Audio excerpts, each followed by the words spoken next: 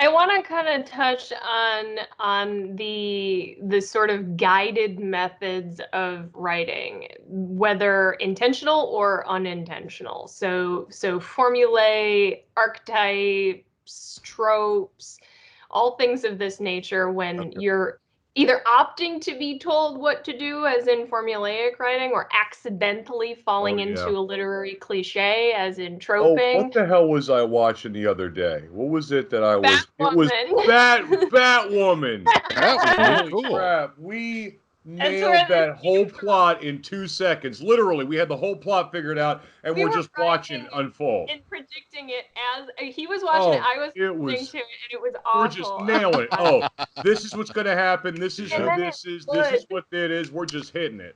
Yep. So now I was telling you in my email, It was tropey. I was trained I'm a journalism major, and and they teach you when you get a journalism degree, this is not you don't get this in an English degree or a comm degree. Right. This is where you really get the nuts and bolts of the language and grammar, which is why I chose journalism over English. And I'm glad I did. I'm glad as fuck, because I've seen so many English majors just savage the shit out of the language because they don't teach them anything. They just make them read. But part of that. The first thing that you learn, it's all geared toward news writing, and so it's this inverted pyramid, wherein the pyramid represents the degree of importance. And so in a news story, you try to get everything that's the most important stuff has to go in right at the beginning, get everybody's attention, and then as it trails down to the narrow point of the pyramid, you're getting down to the backup stuff and the who gives a fuck. And that is was my introduction to formulaic writing as a structure, not as Glace is talking about, where we're dealing with tropes and uh, scene progressions that become predictable and so forth. So this, Formulas, all right. So catalog, let's studies. Yeah. yeah. All right. Well, let's light it off. Let's get going with this, because I resented having to do this shit. Ray's going down a rabbit hole, so give him a minute. All right. You rabbit Oh hole. no, What are you rabbit hole? I don't even need my rabbit hole, dude. Seriously, I mean, come on, let's face it. Plot formulas started with Shakespeare. I mean, probably That's even before right. Shakespeare. Let's go back to Socrates and Plato, and let's go back to Yeah. books like Republic and Empire from like Roman times. I mean, Well, we've been yeah. pretty much hashing out the same. What is the Odyssey? It's a guy who goes on a Exactly. I journey. was That is just like gonna the say plot formula 1.1. You know, Homer Homer was had it. all over formula. Oh Well, yeah. to be fair, that was because they were speaking to people who expected formulaic writing. When you think about it historically, they didn't need to interpret. They needed to be entertained No, and informed. That was how classic I ancient mean, literature worked. well, what thing can we do? Person goes on journey, whether that journey be internal, emotional, or external. You know, person meets somebody, changes their life and direction. Person, I mean, there's all these little. They're all formulas. They're all based off of formulas, and they go back since the man first, pissed on a rock and wrote his story. I mean, seriously. So I what think We it can had we? was the plot snow, formulas. actually. You did it in the It snow. Yeah, he was was in the snow. in It the was up in the snow. That's Alps right. He was somewhere. I being think in they the snow. found that guy in Austria. They dug his ass out of the snow. His name was Probably. Howard. Then the critics attacked him and ate him. I mean that's what happened. You know, They strung him up, gutted him, and then ate his fucking club. entrails. Yeah, that's right. Can we consider, so as a ground rule, I was thinking about this earlier while I was swearing at the sink and blaming Glaze, of course. It made me wonder, Oh, is it reasonable to consider plot twists, especially the drastic variety, antithetical to formulaic? Because well, if you're reading along and it becomes a Batwoman predictable, you're going to lose your reader. If you're going along and they're starting to get comfortable and then you kick them in the nuts with something they did not see coming, that is yeah. entertaining as shit. It's Well, not necessarily. First of all, in the defense, Batwoman is not necessarily a bad show. It is just as writers, we have a problem watching stuff because we disclaimer. know plots. Well, yeah. Come So on. As writers, we're going to nail it every time. We're going to look at it and go, yep, okay, this person's this. Here's the plot. Show the gun in the first scene. Because we've used them all. We know the plot tricks. We've done Or them. we've either So, used them or avoided them. or exactly, Either avoided them. way. Thank which you. is what takes me You to know, the antithetical now, and where when you run into something, it's really interesting. You said this earlier, Glaze. You were talking about whether or not you dive in and hold on tight to formulaic writing because you're either inexperienced or you're afraid or you're unsure. There's a million reasons why. Maybe it's just a comfort zone. But also, when you run into it by accident, because I suspect we are the type of writer that says, fuck you when it comes to formulaic writing. Yeah, I don't want to use a formula. When we run into it, it's by accident. Well, here's the thing, right? I was doing some thinking about this earlier, and I came up with, maybe you guys can come up with more. I came up with 3 basic types of Are we author. recording, by the way? Oh yeah, we're recording. Okay. Go ahead, Glaze. Come Sorry. up with 3 basic types of authoring, I guess you could say, you know, and whether this is intentional or accidental is up for debate. So there's the authors who write original stuff or attempt to.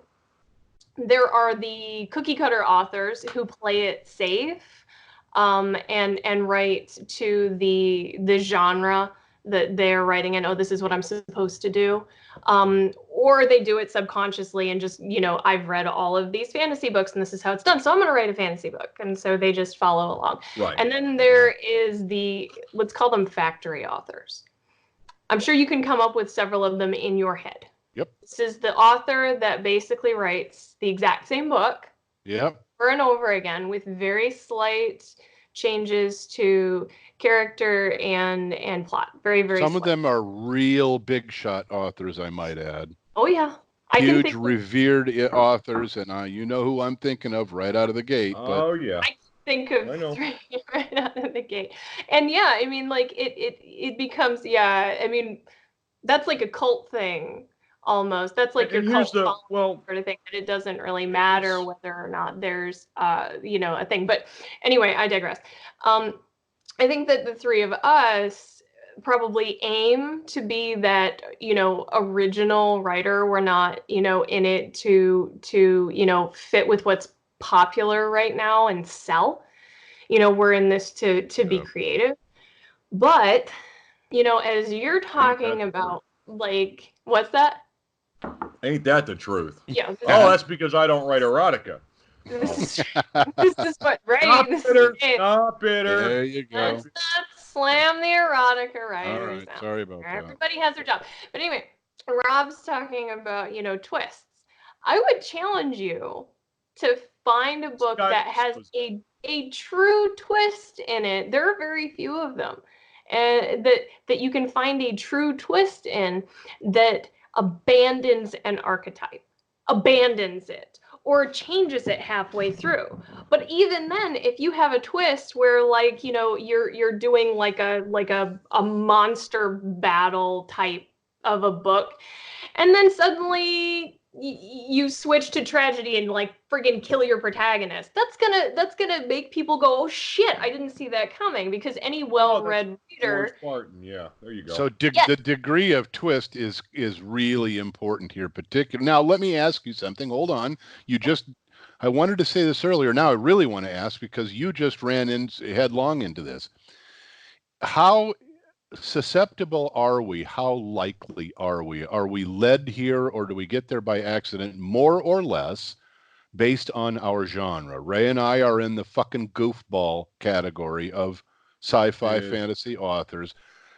Glace, you're in a darker, weirder world with bloodthirsty people right here on Earth today. Mm-hmm. And so does it oblige Ray and I more or less because of our genre? Does it oblige you more or less from your genre? How much does genre play a part in how likely you are, or how much you can get away with subverting formulaic writing and applying twists that make people go, why did he do that? What the shit? I think that is probably a question that has a specific answer depending on the genre of which you're speaking. So let's take romance, right? Romance definitely has a formula with very, very little in the way of variation on that. If you're like true romance, then it's going to be a certain thing. And so like you get into a differentiation between, you know, a formula and adhering to an archetype. And so, it's sort of writing to a formula, and, like Harlequin style romance novels where it's the same thing, it's all Fabio on the rock. And then you get into, sort of the deeper stuff tends to follow some sort of an archetype, even though you could say that any of these Harlequin romance novels are actually like a rebirth. You could call that one a rebirth archetype. But I think when you have an archetype that is matched up with a trope or seven, that's when you get a formula. And Well, for me, yeah. formulae is something I avoid. Archetype is something that I actually identify. Sometimes after the fact, after I've written something and I go, oh, like my books are actually a combination of archetypes. Mine are like a monomyth. Mm. It's really and Yeah, truly like a classic monomyth. I can't figure out which one it is. But that's because that's a I'm good a point. genre bender. You guys are a little bit easier. Yours would probably be kind of what, like Hero Quest? No, very much Odysseus kind of hero quest bit where person goes on journey. Yeah, exactly. But I don't. Yeah, I don't think Rob does. I know I don't set out to run a formula. I don't Mm-mm. sit there and go, I'm going to take X formula and I'm going to apply it to this. Now I hear people today. I had a guy literally described his book, Buddy Cop meets Ghostbusters. Right there, already formula, Buddy Cop. Okay, great. There are writers who sit there and go, I want to write a book. I'm going to use this formula, and now I'll create the plot for it. There are those Ooh, writers who go, I yes. have an interesting idea. I'm going to explore it.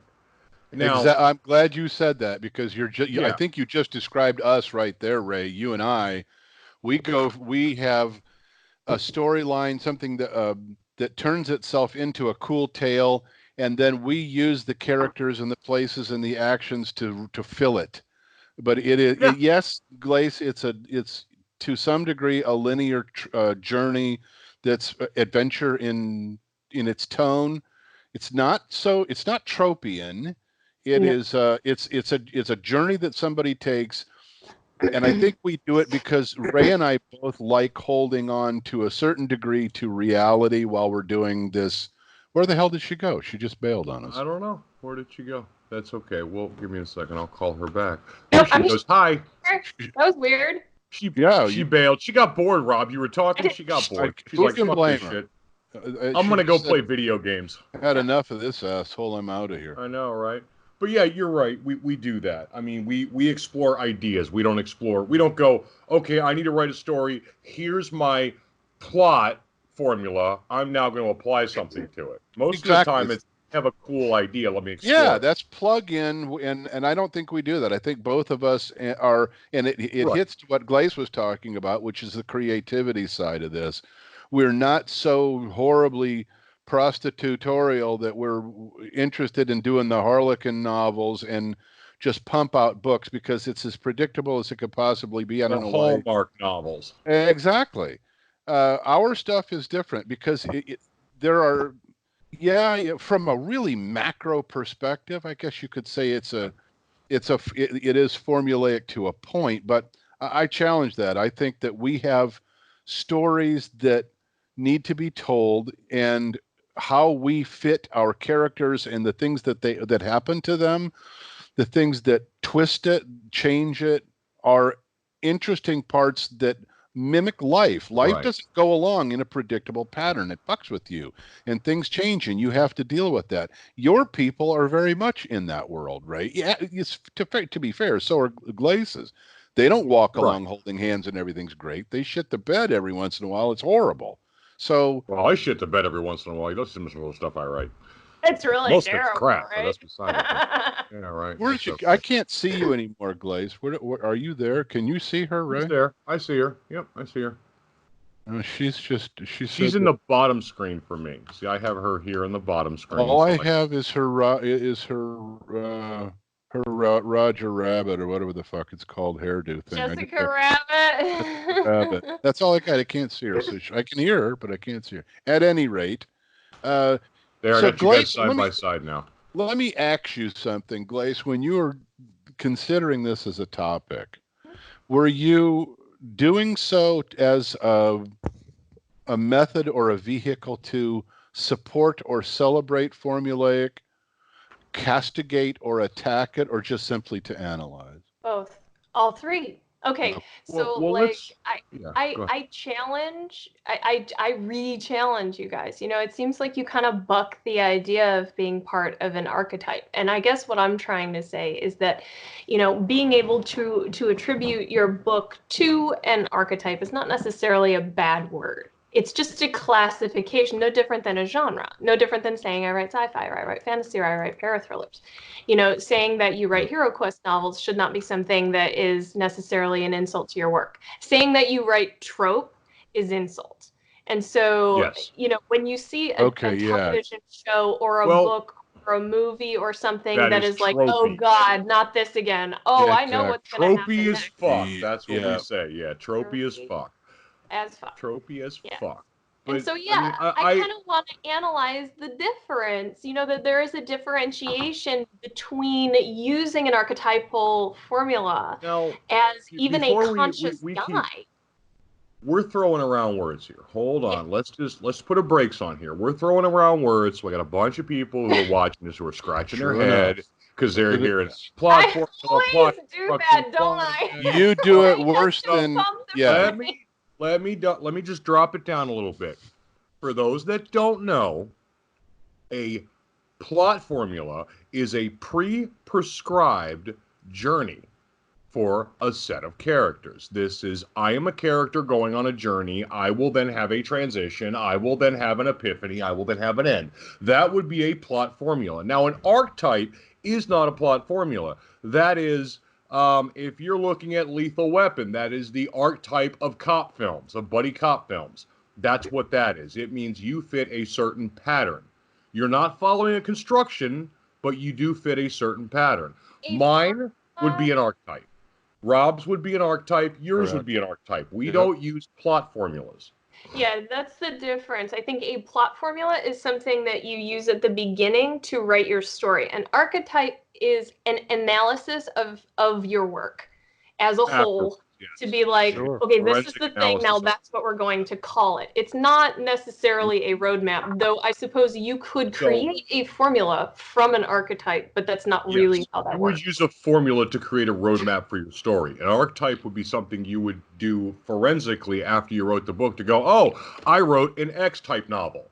As science fiction fantasy writers, we tend to fall into archetype because there are only so many different types of stories you can run with that. I can go back to Card, I can go back to even Ludlum and Mystery, and I can see an archetype because these guys are great writers, but when they write a book, let's face it, we have read books in our life. So we, when we go to write, fit a certain pattern. When we write a fantasy book, we go, okay, we got a character who's going to do this, who's going to do this, going to have another character who does this. We fit an archetype because we match it to what we know about fantasy. And what none we of the know which about science is, fiction. and none of that stuff is tropian. None of that is No, not formulaic. trope. That stuff is completely separate. You analyzed it and characterized it for the listeners really well. It's important to make the distinction. And yes, Glace, you are the worst practitioner of going down technical rat holes that I'm wandering around on the ceiling going, what the hell did she say? I should know this. And that's I've okay. published Hey, a couple man, of books. I ought to know what speak. she's. I can speak smart to dumb. That's what I do. That is my superpower. Sorry. I can take the smart speak and I can bring it down here and scratch my head and knock on the wood and grab the rock and go, and they can all go, "Rah," you know. I Yeah. would be lost without Raymond. He is my squawk box to the regular He's man. over here in the ivory tower. Exactly. And out the big words, and everybody And here's sits down her and goes, what the hell did notebook, she and say? That's right. we're grubbing around in the dirt saying, Wait I a hope this minute! I'm Hold gonna on a second. Wait, you guys are picking on me, and Rob just used the word prostitutorial. I don't even want to hear it. I do. Ad finium. Yeah, there we go. The master of the nominalization.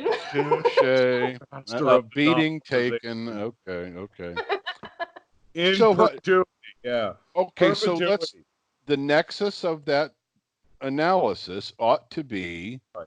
especially for somebody listening, what are the things that is it something that you apply as a modal check and balance as you're writing?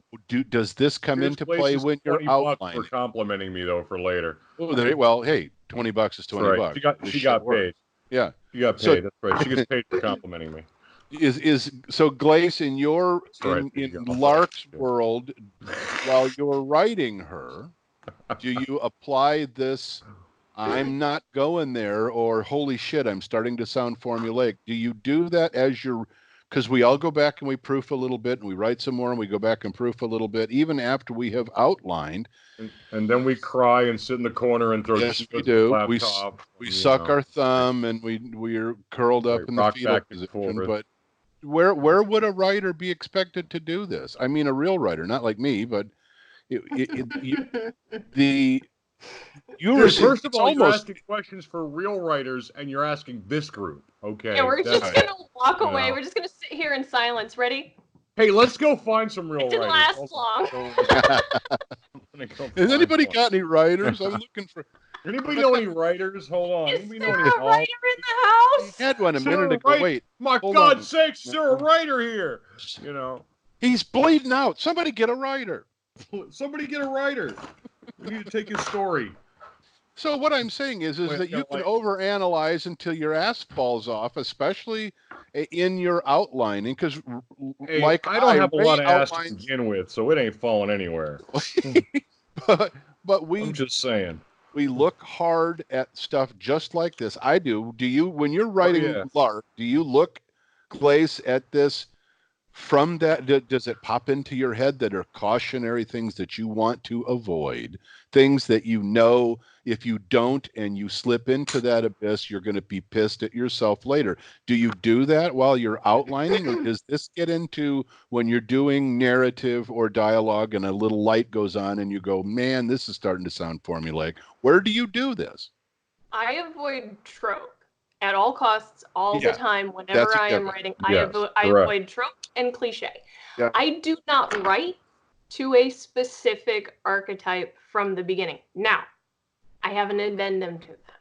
Recently, I had an attack of writer anxiety. We all know what this is. Oh, yeah, I remember this. This is the applied story. This is I got up one morning and I felt really shitty about myself as a writer because I was having a hard time pulling together my next book. And I was like, oh God, what if I can't write anything else? What if I'm not going to be able to come up with another story? And so instead of crawling into a corner in the fetal position and throwing Cheetos at my laptop, Ray, I got out of bed, made my coffee, and went, motherfucker, I'm going to come up with a story. I'm going to come up with a story right now in the next 15 minutes. And I was like, okay, I am going to pick an archetype. Yep. And so, let me recreate this for you. 9:45 a.m. Hello? The fuck? No, wait. So I can see it going just like that. That was the conversation. But wait. Tell them what you thought of the prologue, though. So the prologue was good. Don't get me wrong. The prologue was good. Right? Okay. Just so I'm okay, but I got to tell you what I did. Yeah. Seriously. So what I am saying is that I got up that morning with a huge amount of anxiety about whether or not I was going to be able to create anything, just like to pull it out of my ass and do something later in life, you know? And so I was like, okay, I need to come up basically like a writer prompt. Okay. I'm gonna pick an archetype. I'm like, okay, it's gonna be monomyth, which is, you know, the whole hero quest, monster battle sort of thing. And so I was like, okay, I need a thing. I need a hero, I need an anti-hero, and I need an MC. And so I created all four of these and ended up with a very original concept that I have not heard of. There's probably something out there because everybody's written something, but it is decidedly not tropey. And I am really attached to this concept now, and it's actually the whip that I'm working on the most. And so I guess the point of that is that I started this idea with step one, identifying which archetype I was going to follow. Now, I'm not a formulaic writer, not at all. But I was like, okay, this is going to be the way that I am going, and I need these things to do that. And then I came up with something as original as I possibly could, and I will avoid trope all the way to the end of this thing. But I'm confident that this is a really excellent concept and I can execute it in an entertaining way that will probably, knowing me, rip somebody's heart out along the way. This is way outside Lark's world. She's This is looking totally to new. instigate she's looking to instigate the ugly cry. That's the first thing you have to realize about her. It's not a book till she can instigate an ugly cry. That is her motivation. Second, in my defense, she did call me at 9:45. At that point, I am taking the shattered remnants of my week and trying to assemble them to go, I'm not going to suck at being an adult as bad today. So I'm already in a bad place. Yeah, throwing that at me wasn't necessarily the best. And it was definitely outside of her normal range. And she did pull it off very well, I might add. So were you doing the prologue that Ray mentioned? So, Glace, was this you were exploring your storyline? I mean, were you? And so it's otherwise it's like priming the pump. You get to a series of events or a conversation or something that ignites this. It becomes your prologue. You can feed off of that for days to create a story that comes from it. You have 1,000 different directions that you can go. Was that what that prologue was for, or was it accidental? Did you say, I'm going to go in steps, I'm going to get this prologue because I have options after the fact. I'm not rolling in trope, and it's okay that you picked an archetype to begin with. That's fine. But that's interesting how you apply that using obviously an effective prologue. That's kind of like building a little foundation to a story, and it's something that you can hold on. But see, here's the thing, that I didn't just leap into this thing. I applied my method. I picked my archetype. I picked my hero, my anti-hero, the object that was going to be quested for by the main character. And then I outlined it. Like, I have an entire novel outlined. Okay. So this was after the outline. And so the prologue was not like, let's see what happens. Okay. No. I started writing the book. I have a full outline for the thing. So yeah, no, this wasn't some half-assed whim type of a thing. I wanted Wait a minute. Don't denigrate prologues as exploratory half-asses. Sometimes they work very nicely, beautifully. No. I'm not denigrating prologues. I'm saying that this goes back to the thing that I always preach about, that everybody has a prologue in them and they think it's a novel. I don't denigrate prologues. I denigrate prologues that never turn into a book. But prologues, usually for me, prologues come along about the time I'm at chapter 47,000. Now, he's right, because I just did that with Sleep. I had to redo the Star Wars prologue because I had to put out some information ahead of time so everybody understood what the hell they were. Yeah, exactly. But that being said, that style of writing is fine because that's what you're doing. You're constructing a story. Yeah. I usually just start with an idea. Something that interests me, something that won't leave my head. Yeah. Underground was, how do I take somebody like me who's open-minded and mild-mannered and turn them into a bomb-toting fanatic? That sat with me for like a month. How do I do that? That's where that book came from. So everything starts with a theme idea and then builds from there. When I'm finished writing it, I look back and go, oh, now I've done an archetype, because in writing this book, in my familiarity with how stories are constructed, I have created this kind of story. Political thriller archetype, or fantasy, epic fantasy elf archetype, or whatever story I happen to be writing. Well, I'm on Ray's side. Wait. There's a little bit of misinformation in there, in that those two designations are not necessarily archetypes. Archetypes are very general. Yes, very generalized. Fantasy heroic archetype. End of the world apocalyptic archetype, zombie archetype. There are very specific archetypes that are generalized. Yeah. I get But it. here's the thing. You bring up something here when you're talking about underground. Now I'm Go ahead. only sort of sure what this is about. And so what I have come to the conclusion is It's that a it's funny sort of a, movie. wait. No. You need to hear this. Okay. So what Go ahead. I have come up with based on the limited knowledge that I have of underground is that it's sort of a like reverse rebirth archetype. And so here's the thing. Wait, Okay. you have somebody that ends up, generally speaking, it's a villain that turns good. It kind of seems like it's the reverse in your case. Um, but Yeah, it's the good guy who doesn't necessarily turn into a villain, but it's a sympathetic protagonist. Okay, yeah, go ahead. but here's the thing. What I have found in sort of doing this little thought experiment is that the books that stand out as being the ones that are the most interesting, the most Yeah. intriguing, the ones that are sometimes really hard to grasp and follow, the ones that end up being the greats, tend to be ones where you go, it's kind of that, but Like, it's kind of but that. yeah, and I that's mean, very much a lot of what it's my kind yeah, of I a get it. hero journey, it's kind of a voyage, it's kind of a rebirth, and that complexity Right? is, Genre overlap. well, It yeah, would be a yeah, reverse rebirth it is archetype. kind of, yeah, it's kind of like genre bending, but it's also archetype bending.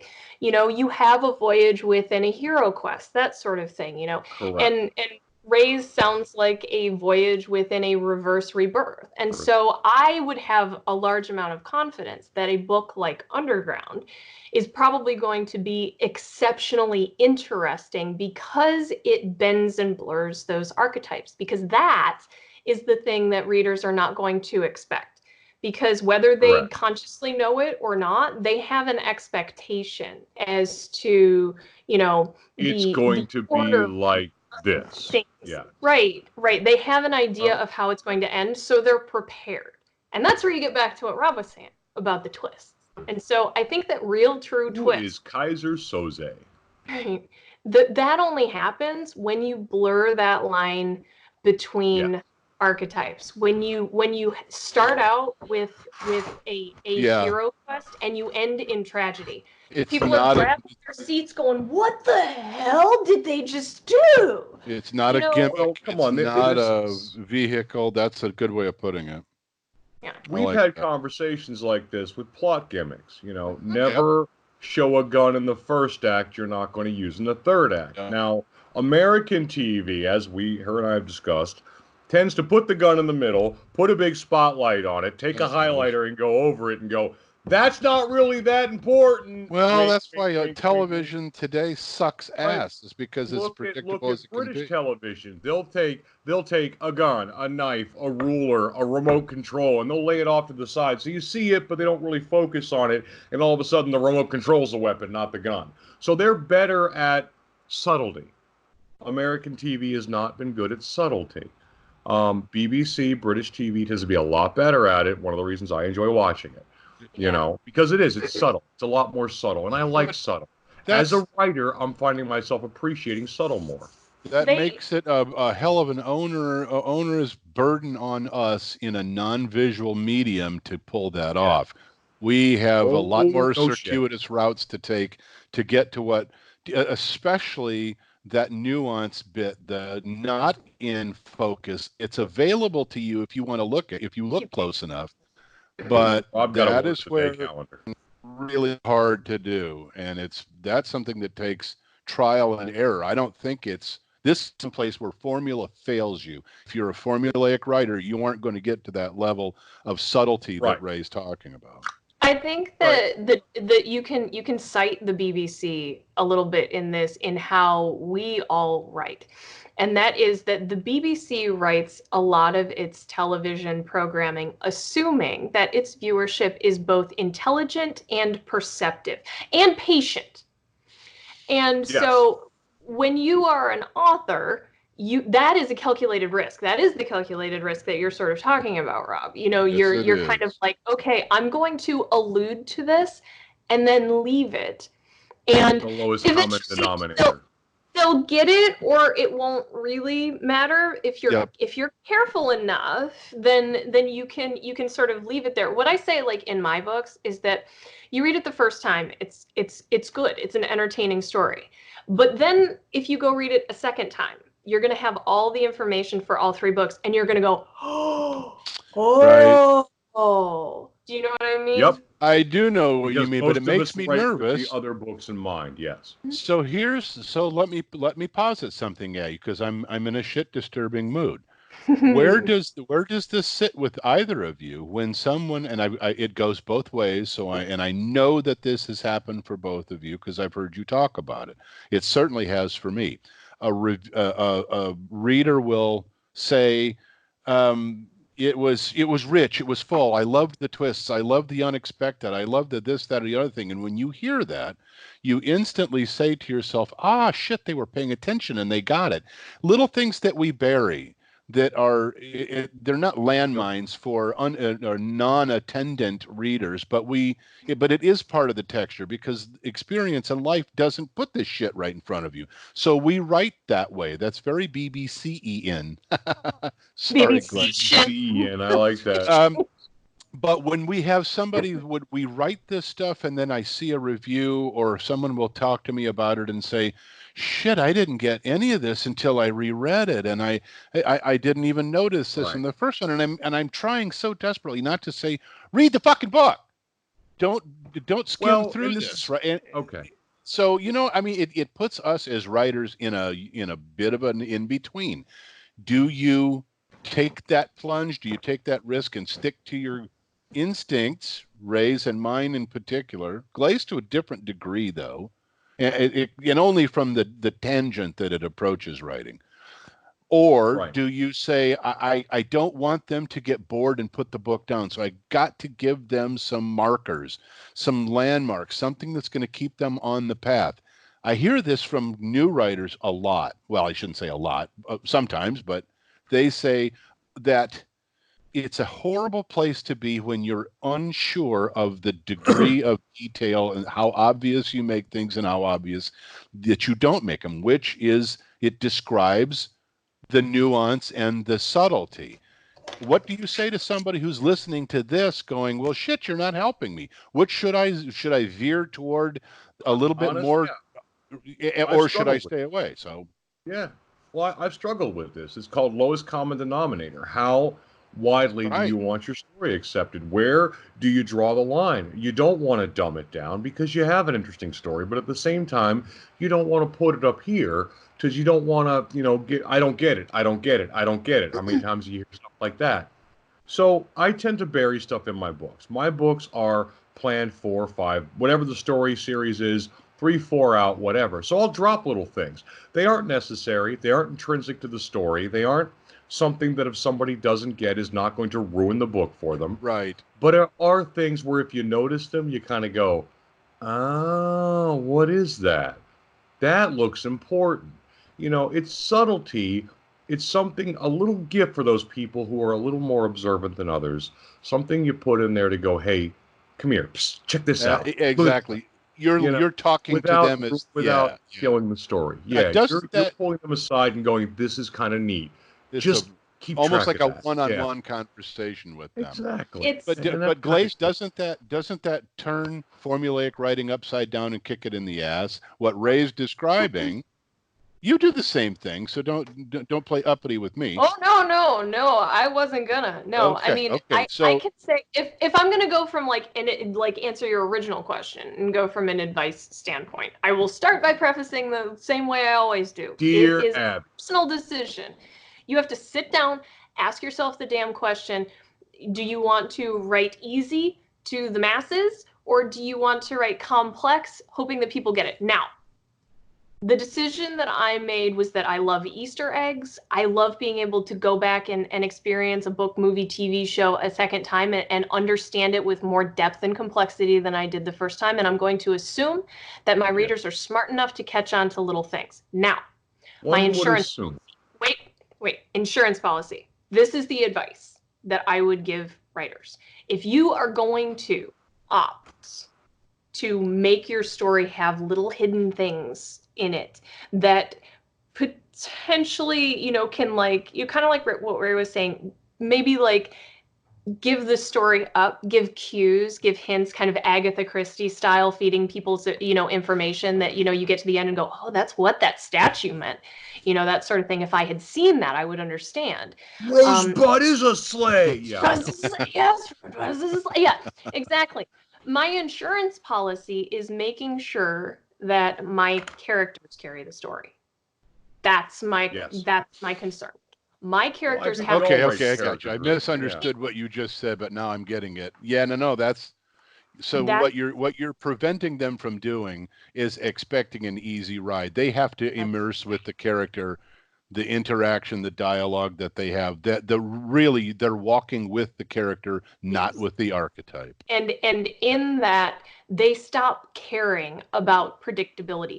They care so much about the character and what happens to them that they don't really care so much about the what that's happening so much as how it affects the character, because they're in there with them. So that's my personal insurance policy. That's my main concern in my books, is making sure that the characters are the most important thing, that they're dynamic and varied and very finely detailed, so that I can get away with a lot and make people. We all tend to be character driven in our books. I mean, I know Rob is, I know I am, I definitely know you are.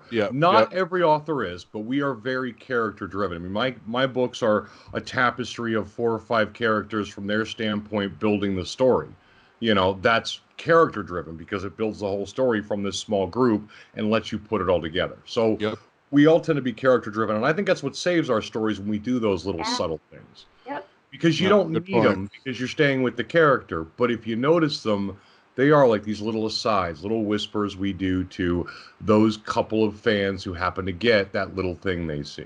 That headline down there that in book 2 is really important, or that, that ruler or that little toy car or something else we have in there, that book 3 becomes a major point, So let me take a quick polling of my fellow authors here, which means both of you knuckleheads.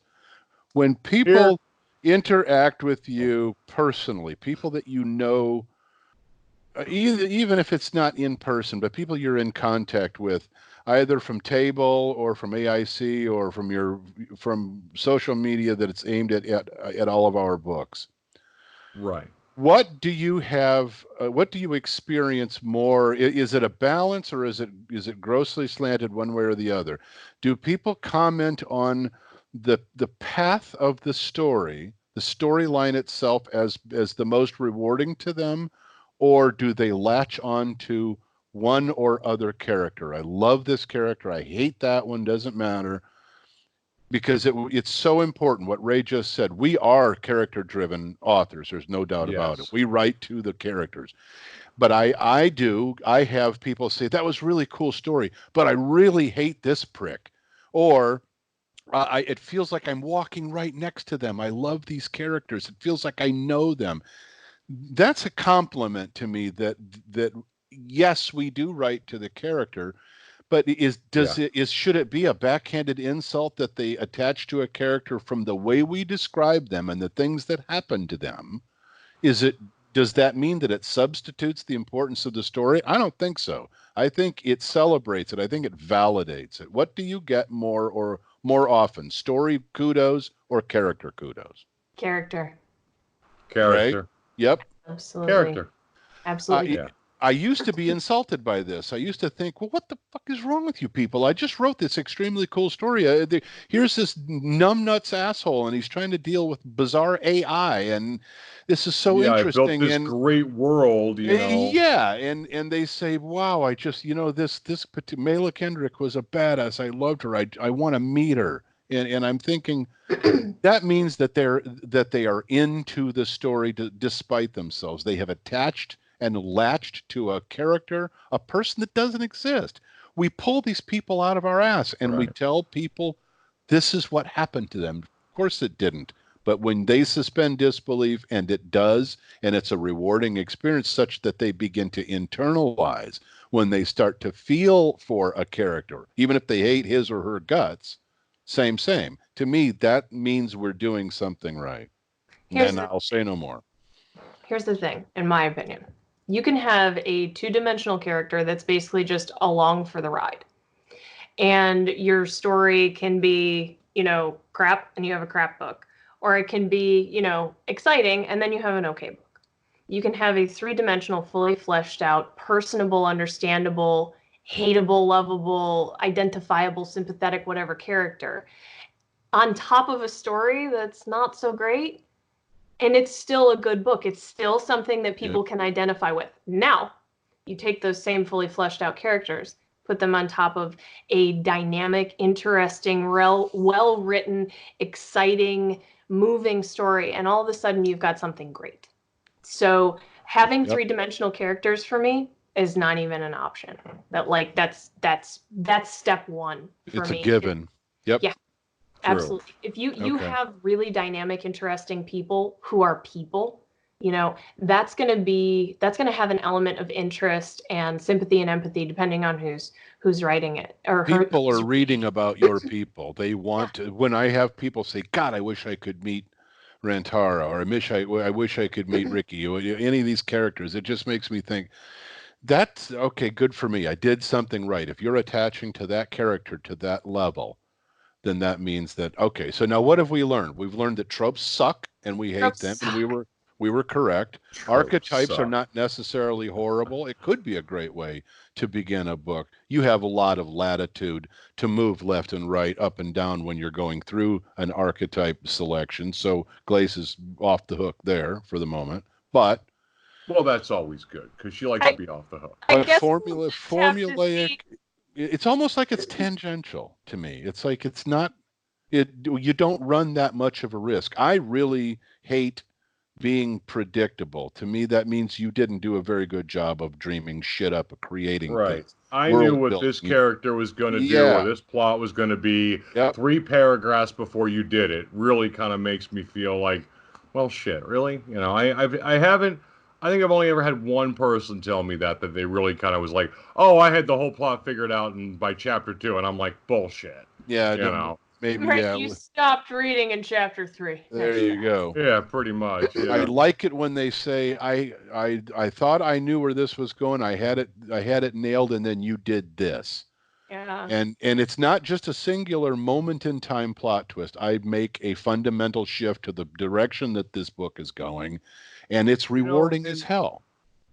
Some of the best stuff I've gotten have been from people who said, the story is kind of a story I've read before, but I kept reading because I really liked the characters. I really liked this guy or this person, and they made it fun for me. And that's some of the best compliments I get. Because our stories are going to, no matter what we write, we're going to be like something somewhere somebody's read. So to have somebody look at a character and say, I was invested and I had to finish it because this person was cool, is a big deal. I've got to see what happened to them. That's internalized, very human behavior. I've got to see what happened to them.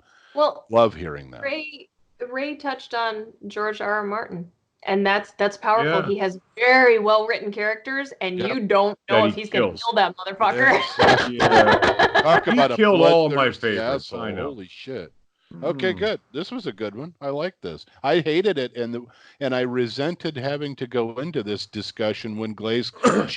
She hits me on a Tuesday or a Wednesday, and she'll say, "What do you think about disemboweling a snake with a toothpick for our topic?" I'm thinking, son of a bitch, I don't want to do this. And then the more I think about it, okay, maybe that's a good idea. I never say no, but you've done it again, Glaze. You had a great topic. Good job.